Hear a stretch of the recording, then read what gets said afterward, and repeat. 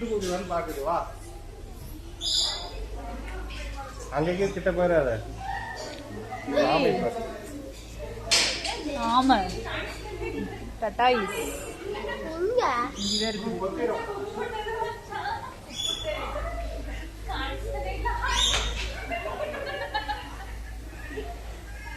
பாத்தாய்